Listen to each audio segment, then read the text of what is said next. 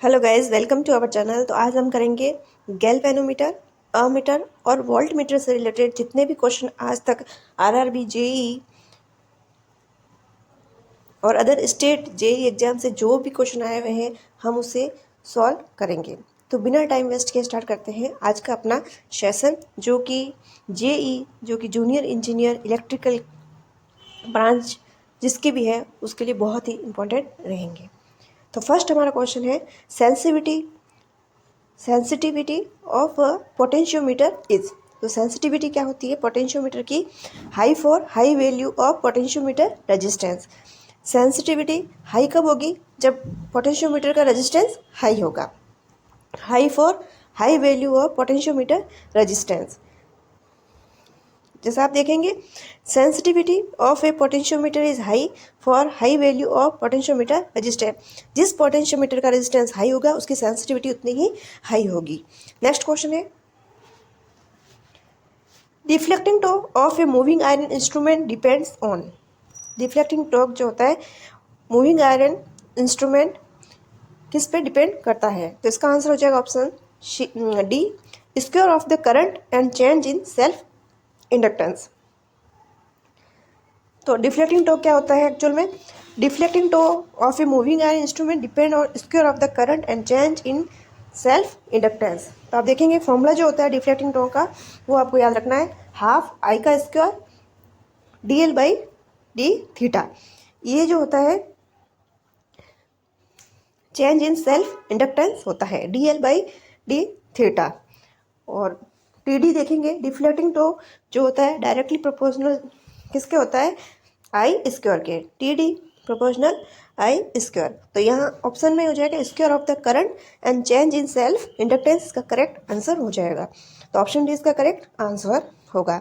तो आपको फॉर्मूला याद रखना है, टी डी जो होता है डिफ्लेक्टिंग टॉर्क उसका फॉर्मूला होता है half I square D L by D theta. Next question देखते हैं,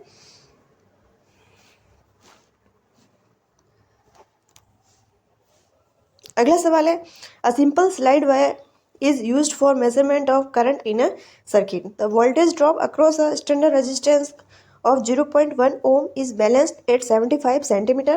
Find the magnitude of the current if the standard cell EMF of 1.5 volt is balanced at 50 centimeter. तो इसमें फाइंड करने के लिए आपको सबसे पहले निकालना होगा वोल्टेज पर unity length. Per unit length पे वोल्टेज कितना आ रहा है। तो आपको सबसे पहले देखना है गिवन क्या क्या है।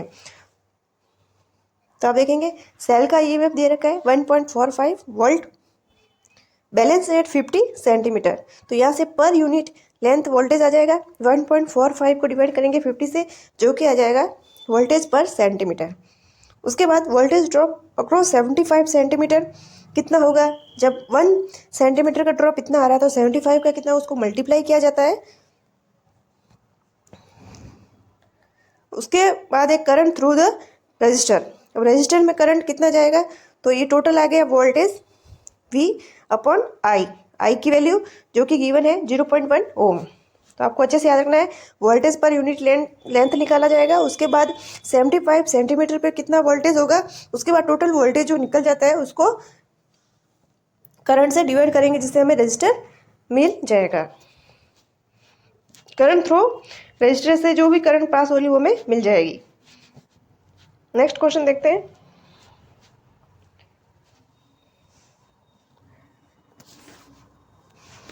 a 0 to 10 milliampere PMMC ammeter reads 4 milliampere in a circuit. Its bottom control spring snaps suddenly. The meter will now read nearly.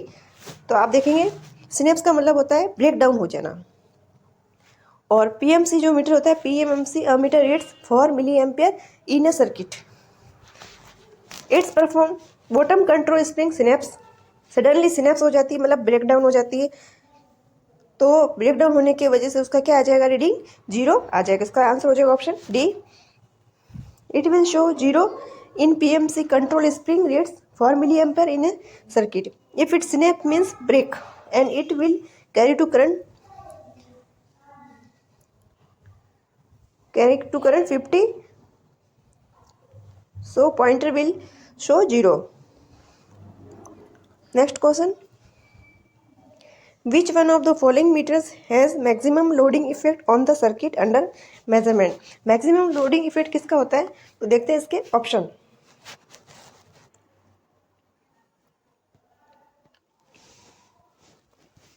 तो इसका आंसर हो जाएगा ऑप्शन सी, 1 मिलीओम पर वोल्ट। 1 मिलीओम पर volt meter has maximum loading effect on the circuit under measurement, जिसका पर ohm resistance की जो वैल्यू है पर वोल्ट पर जिसका कम होगा रेजिस्टेंस, वो लोडिंग इफेक्ट वहाँ पर सबसे ज़्यादा होगा।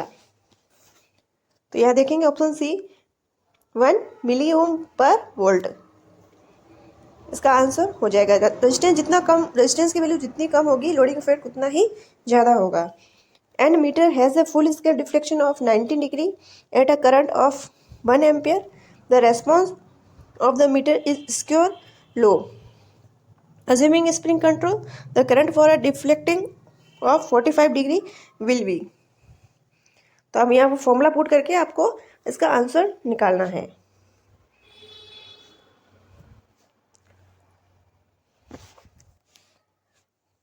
तो आप देखेंगे फुल स्केल डिफ्लेक्शन दे रखा है θ1 90, for 45 deflection θ2 45, current for full scale deflection I1 given है since response is square low.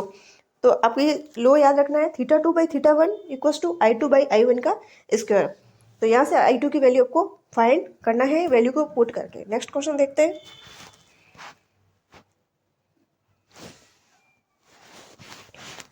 A DC ammeter has a resistance of 0.1 ohm and its current range is 0 to 100 ampere.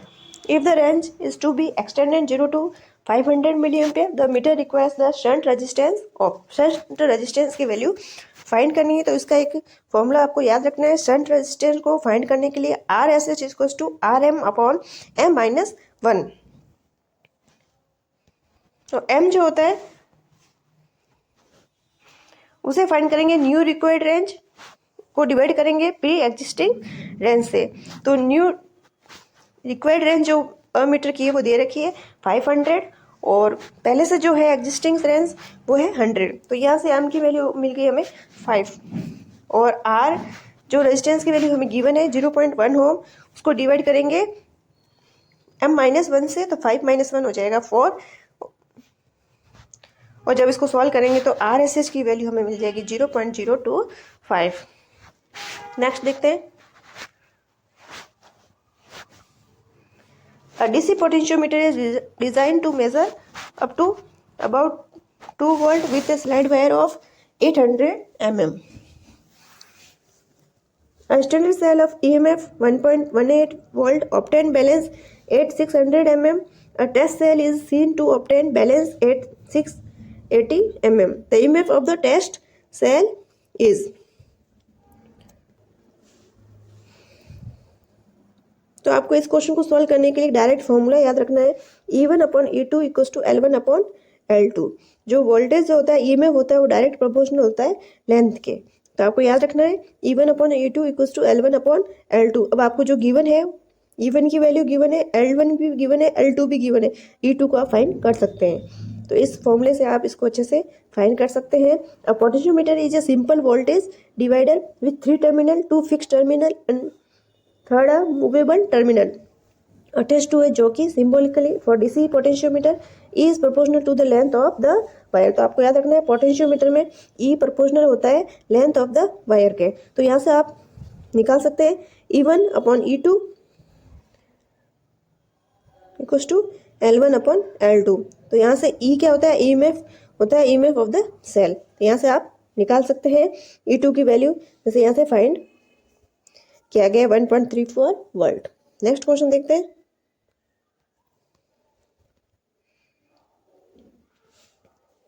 If D is the deflection in galvanometer in scale division in mm, I is galvanometer current in microampere, then the current sensitivity in mm per micrometer is।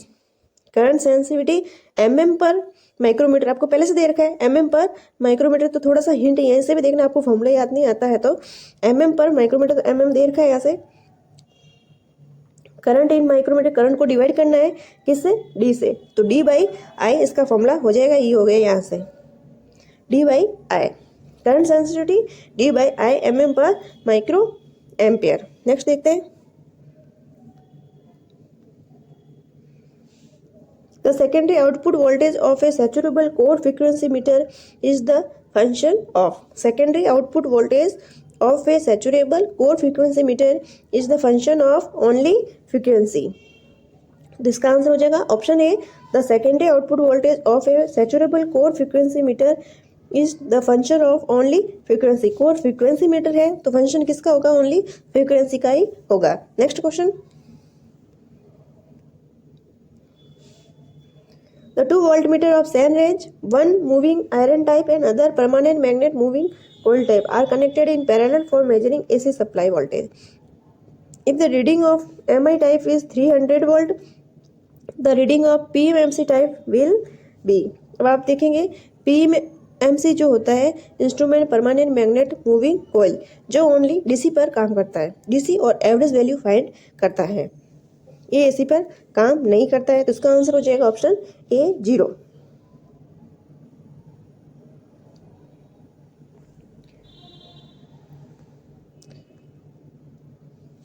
तो आप देखेंगे PMC instrument measure only DC और average value, hence PMC reading is 0।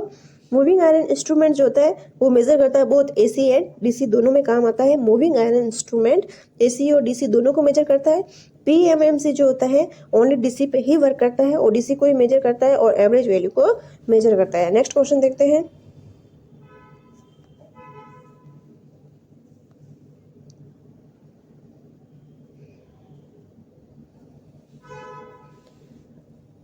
अगला सवाल है, 5 milli ampere ammeter having coil resistance of 9.99 ohm can be used to measure current up to 5 ampere by using a shunt of.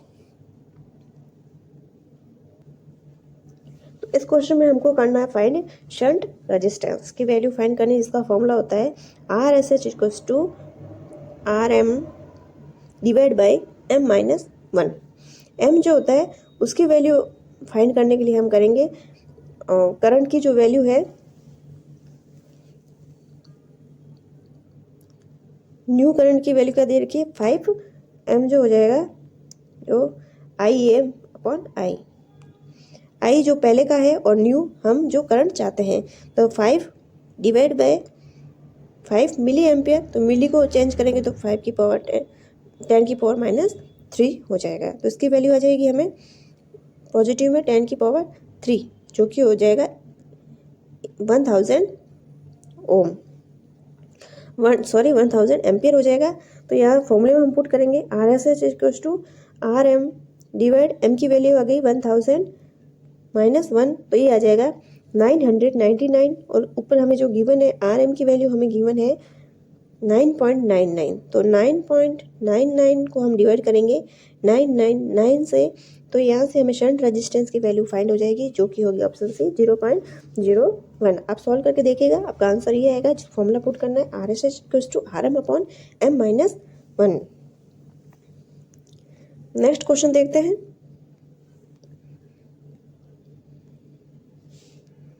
moving iron ammeter coils has thick wire and few turns because of। Moving iron जो ammeter है कोयल उसका wire जो है बहुत thick है and turns जो है बहुत कम है, तो बिकॉज ऑफ हैविंग, तो इसका देखते हैं answer.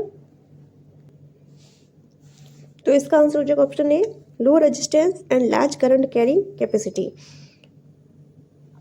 Moving iron ammeter has, coil क्या है बहुत थिक है, तो रेजिस्टेंस की वैल्यू कितनी हो जाएगी, लो रेजिस्टेंस हो जाएगा and large current carrying capacity हो जाएगी, टर्न कम है तो लार्ज करंट कैरिंग कैपेसिटी, और रेजिस्टेंस कम होगा तो करंट ज़्यादा फ्लो होगा। नेक्स्ट क्वेश्चन देखते हैं,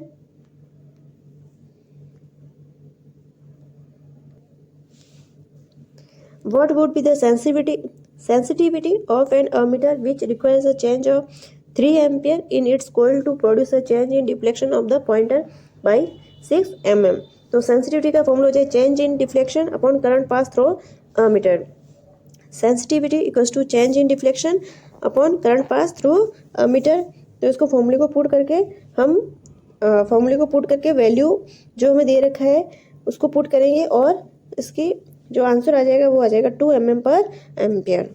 तो आपको याद रखना है सेंसिटिविटी जो होती है change in deflection upon current pass through a meter. Change in deflection जो कि आपको गिवन है 6 mm और current pass through a meter वो जो भी गिवन है 3 एम्पियर। तो आपको इसके पुट करके आंसर निकल जाएगा। नेक्स्ट देखते हैं Which of the following factor limit the deflection of the pointer of a PMMC instrument or about 90 degree? तो आप देखेंगे its damping mechanism, linearity of magnetic field in which the coil moves, control spring arrangement, shape of pole shoe for the horseshoe magnet। तो इसका answer हो जाएगा option C 2 and 3 is the correct answer हो जाएगा। PMMC instrument के लिए linearity of magnetic field in which the coil move, control spring arrangement। The deflection of the pointer of a PMMC instrument about 90 degree can be limited by linearity of magnetic field in which the coil moves, control spring arrangement से उसको limit किया जाता है। Next question देखते हैं horizontally mounted moving iron instrument use eddy current damping, electrostatic damping, fluid friction damping या air friction damping. तो moving iron instrument जो होता है उसमें एयर फ्रिक्शन डैम्पिंग यूज की जाती है। Horizontally mounted moving iron instrument are use air friction damping. They will always a resistance to an object which is in motion through a viscous medium और on a surface. तो horizontally mounted moving iron instrument जो है उसके लिए air friction damping use की जाती है। Next question देखते हैं The damping torque in a measuring instrument can be produced by। तो इसका आंसर हो जाएगा AD current. Damping torque measuring instrument में प्रोड्यूस किया जाता है एडी करंट से। Damping torque in A measuring instrument can be produced by eddy current. This is done in PMMC permanent magnet moving coil में इसको किया जाता है। It a moving iron type ammeter is connected in a circuit and we interchange its connection, then its reading will not change। Reading change नहीं होगी connection को change करने पर भी। किसमें? मूविंग आयरन टाइप अमीटर में। Next question reading will not change in moving iron type ammeter because T जो होता है वो डायरेक्टली प्रोपोर्शनल होता है आई स्क्वायर RMS वैल्यू के स्क्वायर के इक्वल होता है। तो by interchange its connection because T proportional I RMS के स्क्वायर के प्रोपोर्शनल होता है।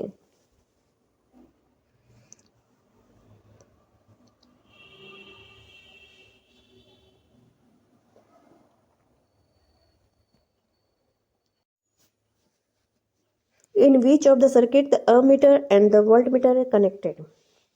अमीटर और वोल्ट मीटर का कनेक्शन किस में कनेक्टेड कर रखा है? तो आप देखेंगे वोल्ट मीटर हमेशा पैरेलल में कनेक्टेड होता है।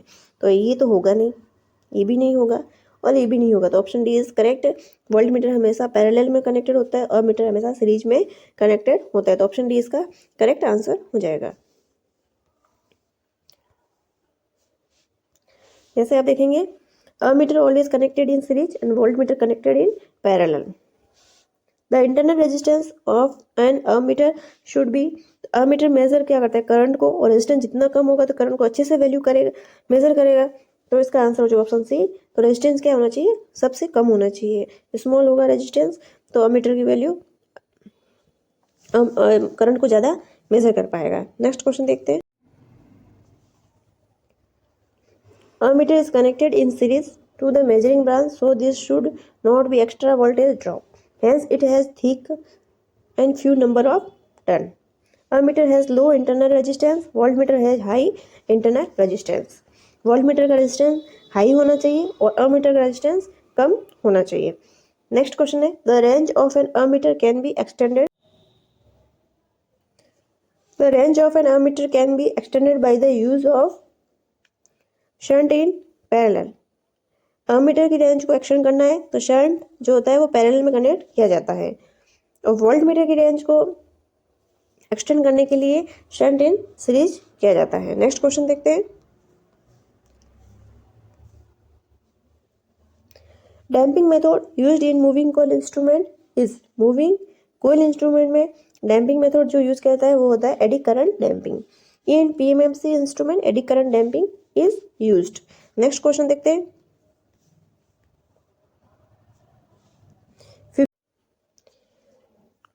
Frequency compensation in a moving iron instrument is achieved by connecting a capacitor across the fixed coil। तो फ्रीक्वेंसी कंपेंसेशन को हम कैसे अचीव कर सकते हैं? अ कैपेसिटर को कनेक्ट करेंगे फिक्स्ड कोयल के अक्रॉस। नेक्स्ट क्वेश्चन देखते हैं। क्लास सवाल है, in a ballistic galvanometer damping follows. इसका आंसर हो जाएगा option B, logarithm decay. In a ballistic galvanometer damping follows logarithm decay. Next है,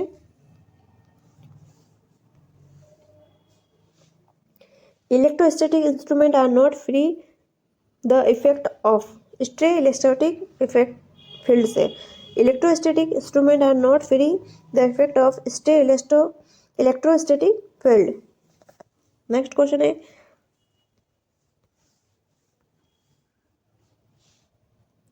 damping torque is provided in the indicating instrument by, इसका answer हो जाएगा air friction, fluid friction और eddy current. Damping torque is provided by the indicating instrument air friction, fluid friction और eddy current.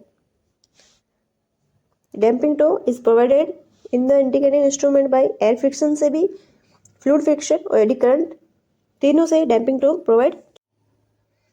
अगला सवाल है, the scale of a voltmeter is uniform, इस type is. Scale uniform है तो कौन सा है? तो moving coil permanent magnet, moving coil permanent magnet type. The scale of PMMC type of instrument is uniform because in such instrument controlling torque is directly proportional to angle of deflection of the pointer। तो friends आज के लिए इतना ही। Next question करते हैं next part में, तब तक अपना ख्याल रखिएगा। Thank you.